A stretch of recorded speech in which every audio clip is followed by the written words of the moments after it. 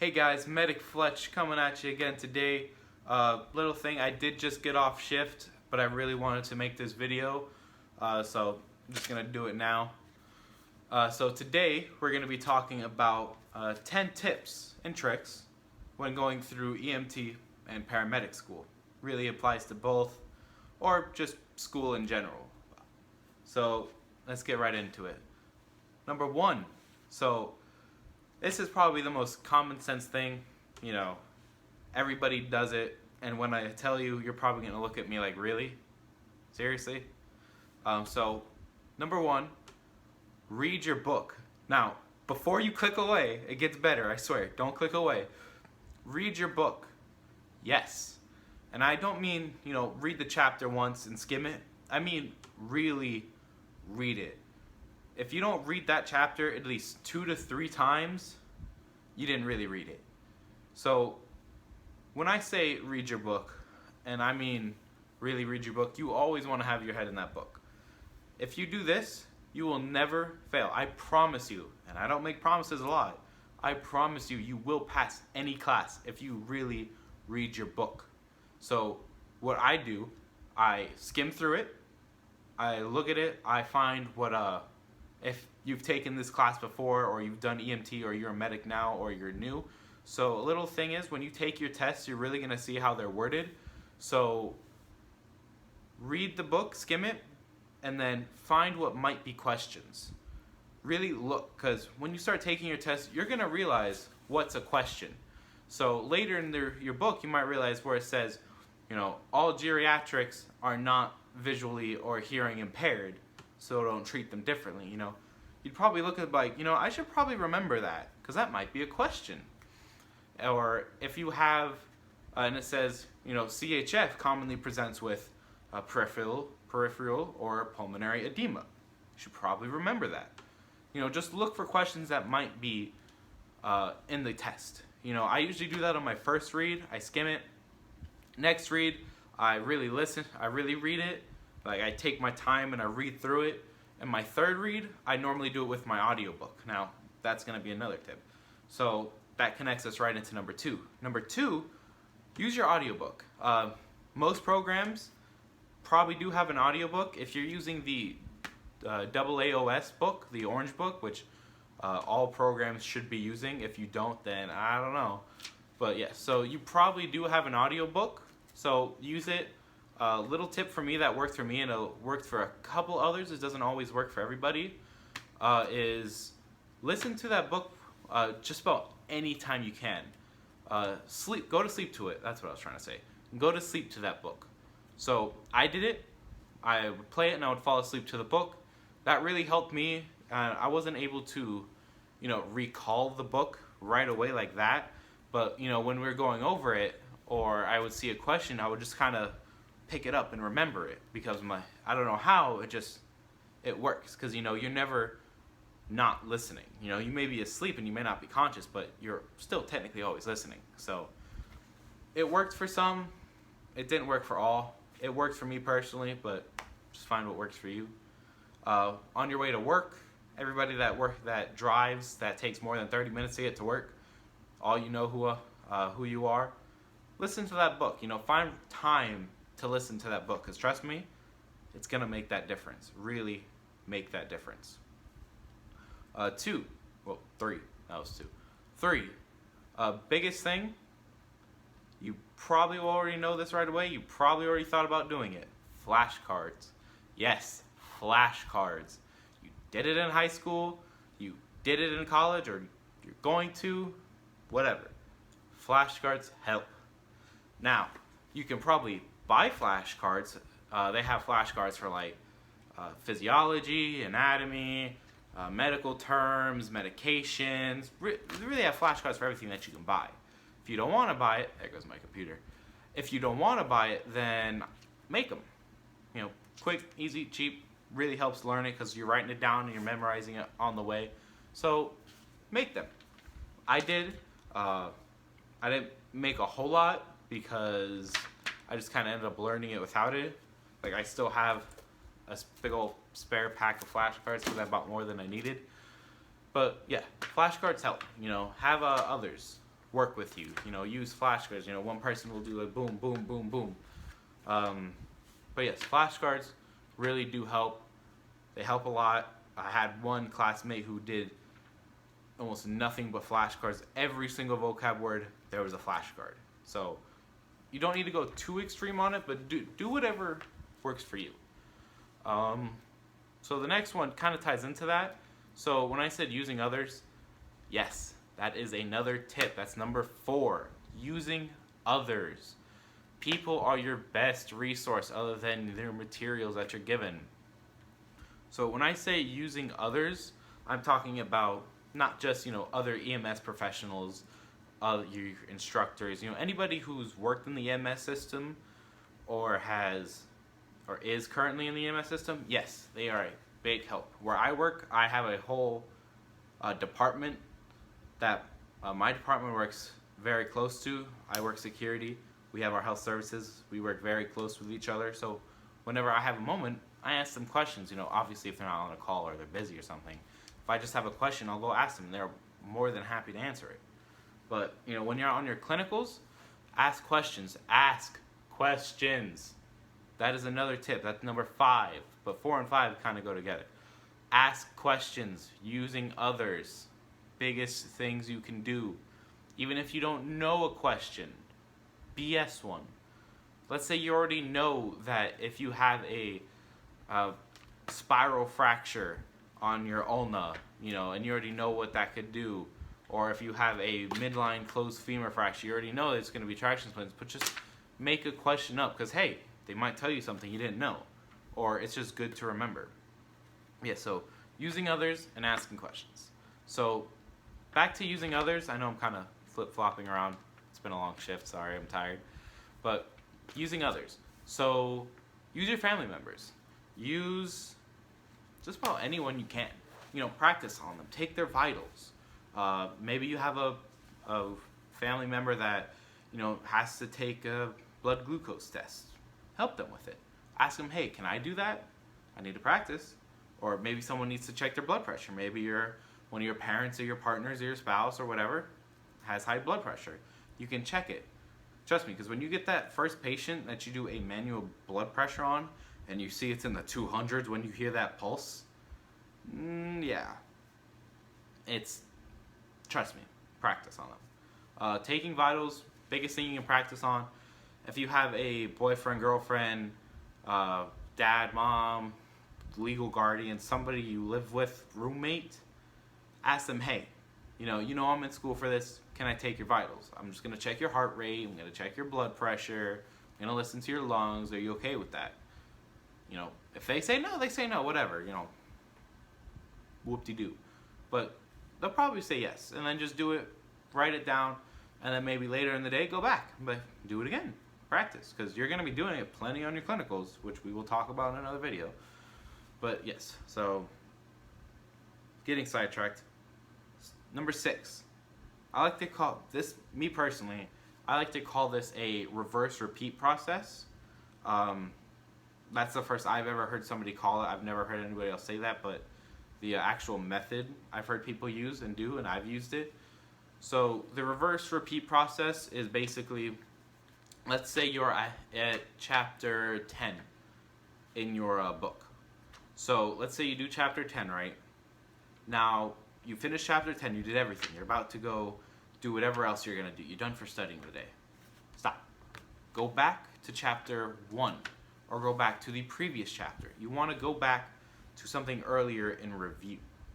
So while I'm studying pharmacology, before I even start school, I'm studying, I take the drugs that I'm learning this week. So I have like a week set of drugs that I learn.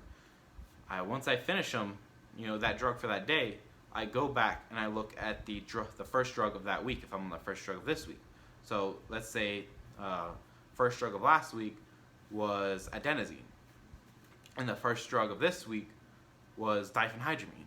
You know, whatever it is, go back and look and review. You know, just quickly skim or look at your notes and just do that. So every chapter you do, go back a chapter and then back and forth and back and forth. Same thing with doing a question or writing something down. You know, make a note, and go back to something else. It really does help, especially when you get close to your midterms, your finals, those big tests. It helps a lot. Trust me. Number 7. This one is kind of, it's none of these are required for you to do other than number 1, read your book. But this one requires actually kind of going out and purchasing something, which, you don't have to do it all. It's not going to help you pass. Well, it's not going to guarantee you a pass. It might help you pass, but it's not going to guarantee you a pass. So going out and buying prep books or, anything else that is not your main material that you have to go out and buy. So for example, I had 2 books while doing EMT, and I actually bought these before my EMT program to kind of help study. So 2 books where I bought this EMT flashcard book, just has a whole bunch of flashcards, and this one, again, none of these you have to buy. It's a little crash course book. Ironic, right? An EMT crash course book. I don't know, little pun for myself, make myself laugh after work. But you don't have to buy those books. They're purely only if you want to, and they do help. In my personal opinion, they do help. So, like, I bought, for my medic program, I bought 2 books. I bought an EKG book, and I bought a National Review book, which is more or less the program in that book. But you don't need to do those to pass. I just say, it might help. Also, you can get field guides. I think I have one right here. Yep, I have a little BLS version. I have an ALS version. They also have, critical care and all kinds of things. Like, I got this on Amazon for, excuse me, maybe like $15. Just a little this one's the BLS version. It's yellow. It's got some good stuff. It's got some airway resuscitation, drugs. If you go right here, it'll show you, certain rhythms and so on. I keep mine on a clip. It's a little beaten down, but I keep mine on a clip just in case I need to go recall something. I can just look at it real quickly. It helps. Again, not something you need, but I think it helps. It helped me personally. All right, number 8, self-testing yourself. So basically, just whenever you have free time, if you're not doing something, just test yourself. So, I know I've had times where I'd be in a post where I'm not doing really much of anything. I just have a lot of free time to talk to myself. Yes. So if you think talking to yourself makes you crazy, it's not. It's when you answer yourself is what makes you crazy. And so for this, you're going to go crazy because, so let me explain this. So let's say you were doing nothing. You were doing nothing somewhere. You say, okay, what are some indications of COPD? All right, well, I know COPD, you're going to have like wheezing, you're going to be coughing, you're not getting much oxygen, your O2 sat might be low, things of that nature. You might have different colored sputum. Maybe if you have tuberculosis, you're going to have like a green sputum. If you have CHF and COPD, you're going to have like those wheezing, you're going to have bronchoconstriction, crackles, just things like that. Really test yourself. Get a little notepad and write down what you think it is. Write down all the information you know about it and be like, all right, so I know CHF has this, this, this, and is caused by this, this, this, and I know I can fix it with this, this, this. And then you go back and later you take that notepad or whatever, and you go back and you look at your textbook and you're like, all right, well, I said CHF, you're going to have peripheral edema, or you're going to have pulmonary edema. Pulmonary edema is caused by, left side heart failure.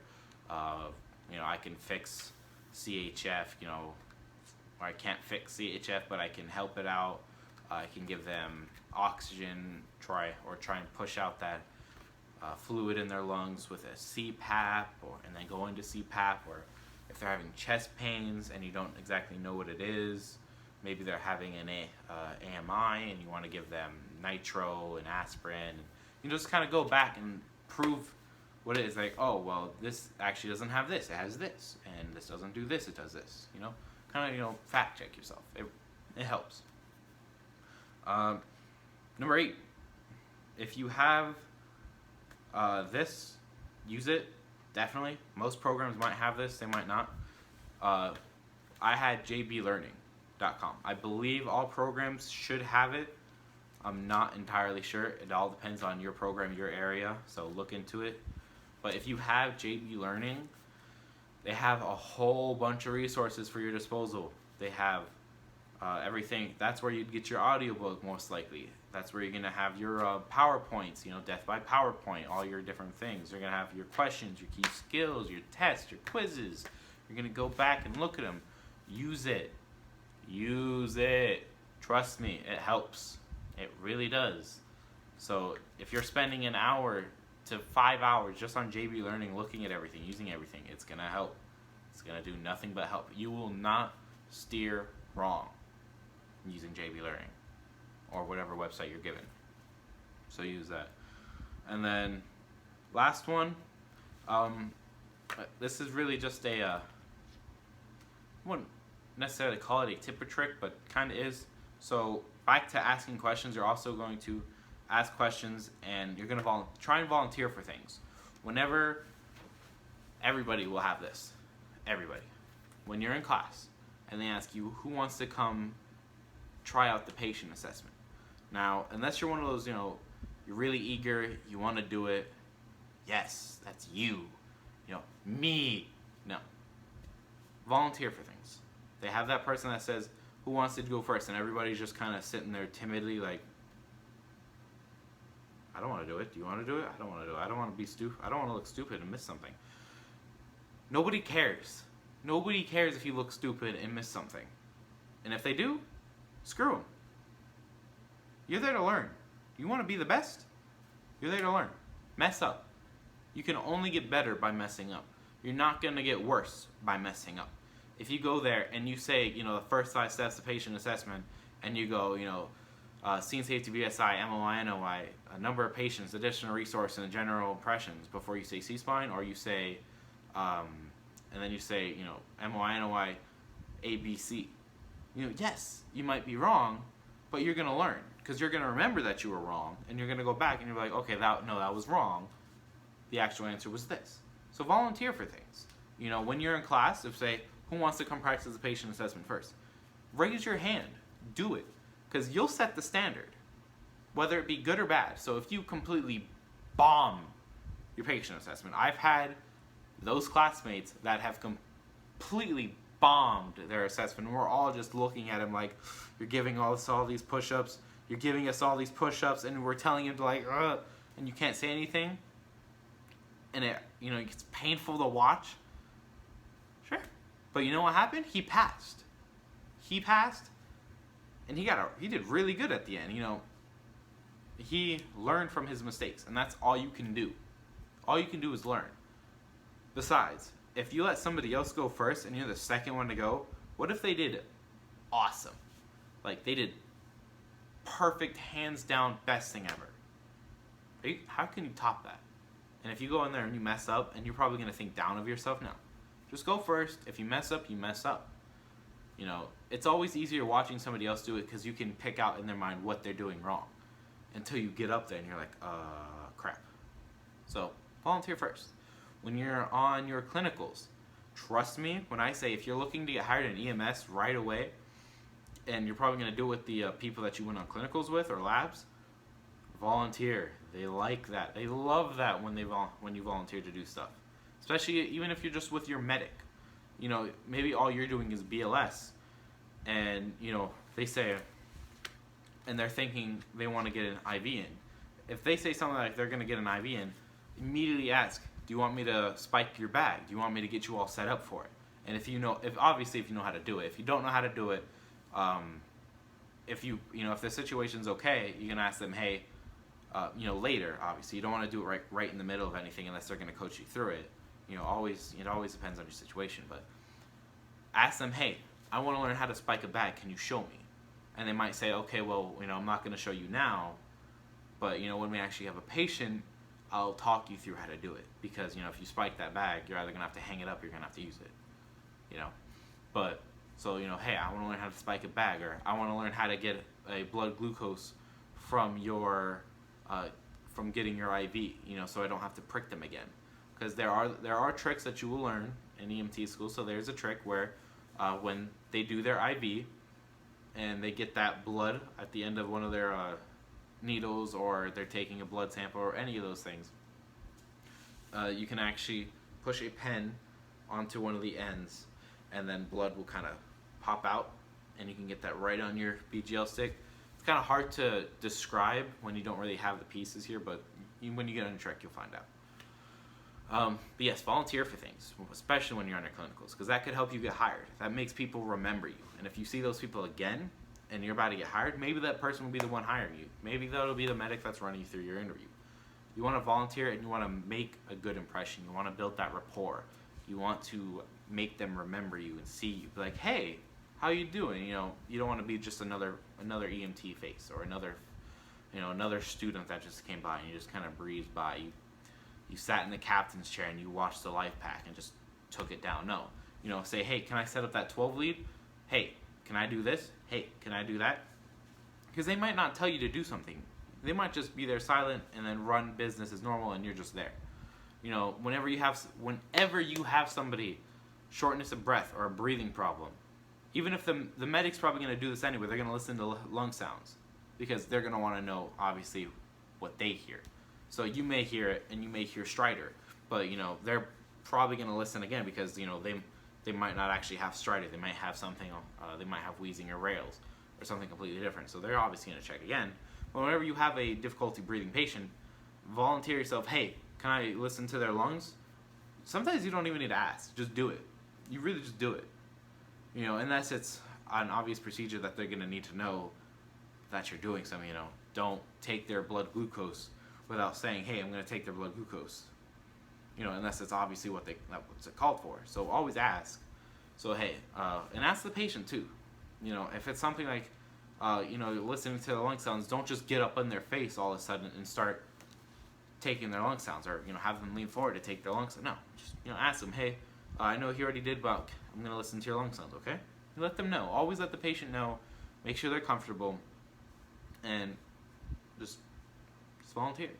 Don't care about looking stupid. Don't care about, you know, don't dwell on making a mistake, because it happens. It happens. But you're only going to get better. So when you volunteer for things, just know that you're doing it to get better. But yeah. So that's really it. So for all the tips, this is what I've learned. This is what others that have told me about that they've learned. Everything is really up to you. You are the only one that can decide whether it's good enough for you or not. If it works for you, if it doesn't work for you. Really find what works for you. That's the only way you're going to pass. And that's really all you have to say about that. If you apply these tips, tricks to really any time in your school life, EMT, paramedic, university, pre-med, algebra, I don't know, you're only going to get better. So none of these tips will harm you.